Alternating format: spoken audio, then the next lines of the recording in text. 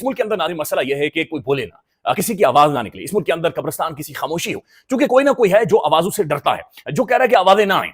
اس کا حل یہ ہے ناظرین کی آواز اتنی اونچی کی جائے کہ کان پھٹیں، چیخیں نکلیں، یہ آواز چیخوں میں بدلے، اور جو سننا نہیں چاہ رہا اس کے کان پھٹے، اس کے کانوں کے پردے پھٹے، اور وہ پردے پھٹے۔ یہ مشن نور سے ناظرین یہ آواز اتنی اونچی تھی، آزان اتنی بلند ہوئی کہ یہ پردے کانوں کے اندر پھٹے، بلکہ کانوں میں سے خون نکلا ہے۔ یہ میں آپ کے سامنے خبر رکھ دیتا ہوں جس طریقے سے پروپیگنڈا کیا جا رہا ہے۔ انٹرنیشنل ناظرین خبر ہے ڈونلڈ ٹرمپ نے مودی کو پمبیری بنا دیا۔ یہ اتنے جوتے انڈیا کو مار رہا ہے ناظرین، اتنے جوتے مار رہا ہے کہ انڈیا کو ساری زندگی میں اتنے جوتے نہیں پڑے، یا پاکستانی ایئر فورس نے جو ان کے جہاز مار گرائے تھے اتنے جوتے نہیں مارے تھے جتنے ڈونلڈ ٹرمپ انہیں جوتے مار رہا۔ ڈونلڈ ٹرمپ انڈیا کو ناظرین ویسے ہی ٹریٹ کر رہا ہے جیسے وہ چھوٹا سا بچہ ہوتا ہے نا، جیسے مودی کو بچہ ہو، ٹرمپ اسے تھپڑ مار دے، مودی رونا شروع کرے، ٹرمپ گلے گئے پپی کرے، جو ہی چپو پھر ایک اور لکھ کر مار دے۔ یعنی چند دن پہلے مودی کی برتھ ڈے تھی، مودی کی سالگرہ تھی، ٹرمپ نے باقاعدہ سے ٹویٹ کیا، مودی جی مبارک ہو، گریٹ، ویل ڈن، لڈو، کیک، پیسٹریاں تیرے لیے مودی، مودی تو اور کھائے، مودی تو اور آگے بڑھے، مودی تیری بدماشی اور زیادہ بڑھے۔ ٹرمپ نے باقاعدہ سے مبارک دی۔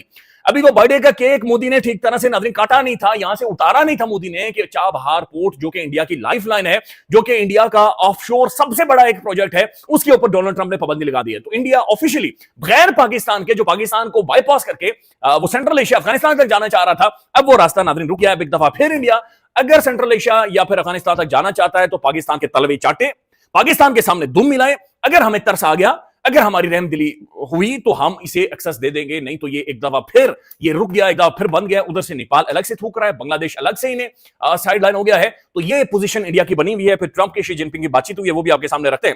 سب سے پہلے ناظرین مشن نور، مشن نور کیا ہے؟ آج رات 9 بجے آپ نے گھر کی چھت کے اوپر چڑھنا ہے، آسمان کی طرف دیکھنا ہے اور آزان دینی ہے، آپ نے اللہ کی بڑائی بیان کرنی ہے، آپ نے اللہ کی حاکمیت کا ایک دفعہ پھر سے ذکر کرنا ہے۔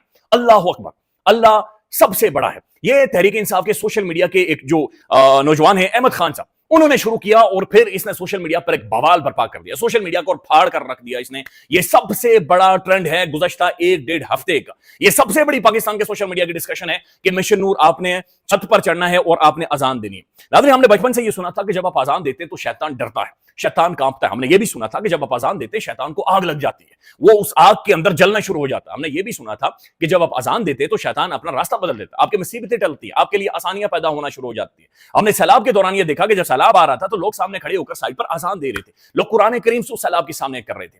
جب بھی کوئی آفت آتی ہے، جب بھی کوئی مشکل ٹائم آتا ہے، جب بھی آپ کو ڈر لگے، آپ اللہ کے حضور اذان دیں، اللہ اکبر، اللہ کی بڑائی بیان کریں، نبی کریم صلی اللہ علیہ وسلم کا ذکر کریں۔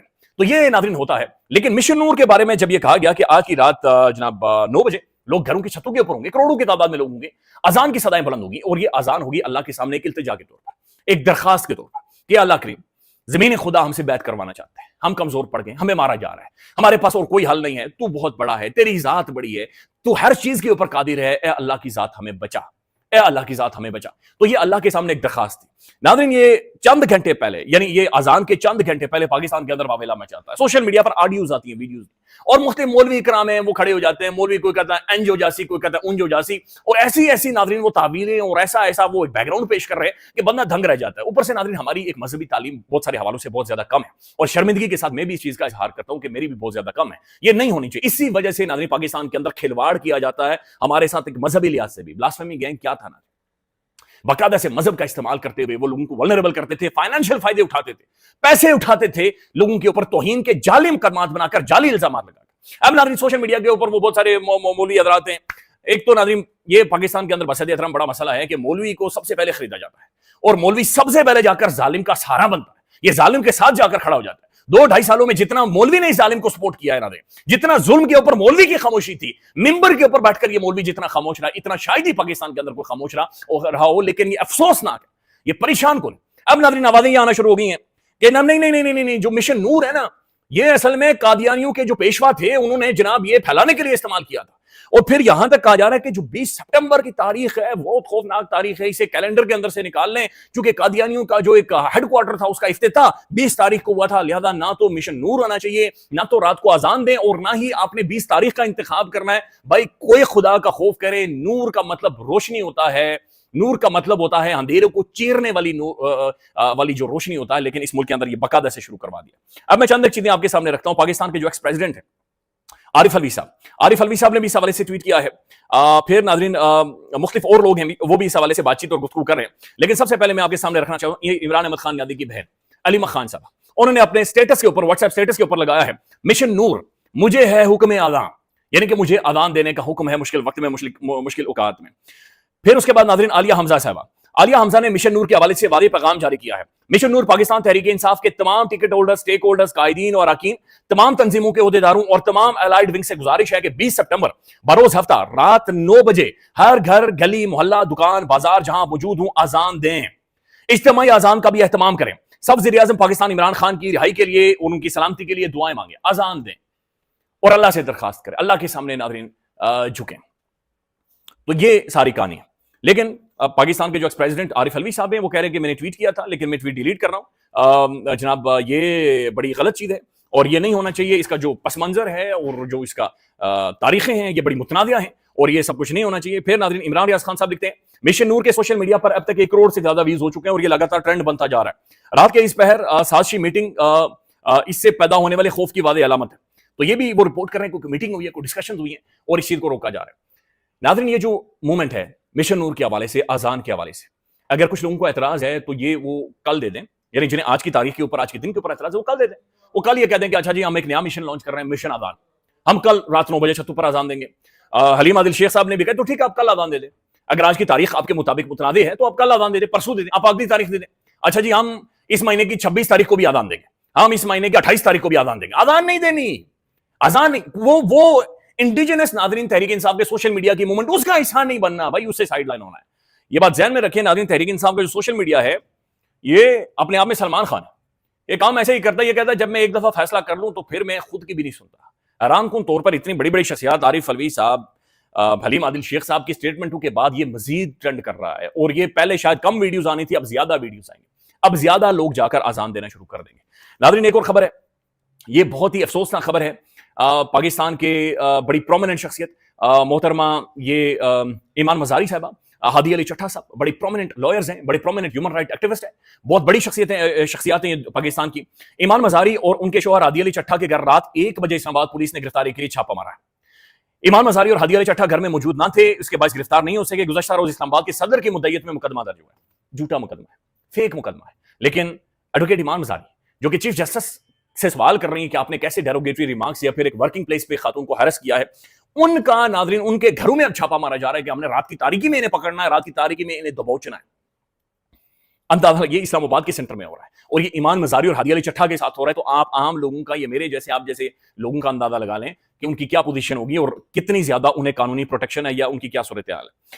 ناظرین دوسری طرف جو انڈیا کے ساتھ ہو رہا ہے، میں پہلے وہ آپ کے سامنے رکھنا چاہ رہا ہوں۔ ایک تو ڈونلڈ ٹرمپ یہ کہہ رہے ہیں کہ میں نے بھگرام بیس لینی، بھگرام بیس کابل کے بہت زیادہ قریب ہے، اس سے پہلے سب سے بڑی امریکن بیس تھی، امریکن ملٹری انسٹالیشنز وہاں پر تھی، امریکن جنگی جہاز وہاں پر تھے، امریکی فوج وہاں پر موجود تھی، وہاں سے امریکی خفیہ ادارے آپریٹ کر رہے تھے اور وہاں سے پورے خطے کے اندر ناظرین وہ آپریٹ کر رہے تھے۔ ویسے امریکہ کی میرے خیال میں 600-700 بیسز ہیں دنیا بھر میں اور ان کی بہت بڑی پریزنس ہے، لیکن یہ کہہ رہا ہے کہ نہیں مجھے بھگرام بیس واپس چاہیے، میں نے دوبارہ سے چین کو روکنا ہے، میں نے کنٹینمنٹ چائنا کی کرنی۔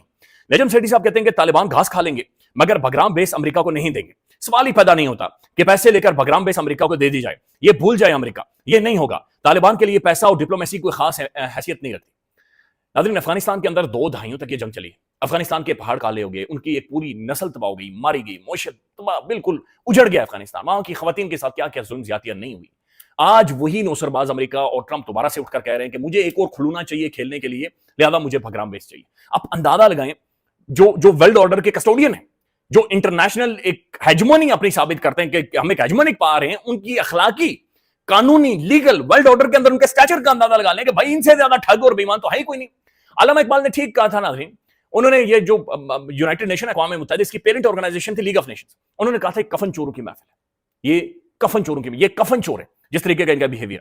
ٹرمپ نے ناظرین یہ کیا ہے کہ مودی کے ساتھ وہ زیادتیوں پر زیادتیاں کیے جا رہے اور تگڑیاں کیا جا رہا ہے۔ اب چابہار پورٹ کے اوپر جو ویور تھا امریکہ کی جانب سے، یہ امریکہ نے ختم کر دیا ہے۔ انڈیا ٹوڈے لکھ رہا ہے کہ big blow for the India, how Trump scaling off the Chabahar port waiver will hit it daily. The US moved to end the sanctions waiver given to the India for Iran Chabahar port threatened New Delhi's $400 million of investment in its bid to reach Afghanistan and Central Asia. India جب دوست تھا، چڈی بڈی تھا، جن دنوں hoodie Moody's ہوتا تھا، جن دنوں ٹرمپ ان کا سگا تھا، جن دنوں یہ شائننگ انڈیا کا لبادہ انہوں نے اڑا ہوا تھا، اور ان کی سب سے بڑی ناظرین غلطی، حالیہ تاریخ کی سب سے بڑی جیو پولیٹیکل یا جیو اسٹریٹجک ان کی غلطی یہ ہوئی ہے کہ یہ پاکستان کے آ کر متھے لگے۔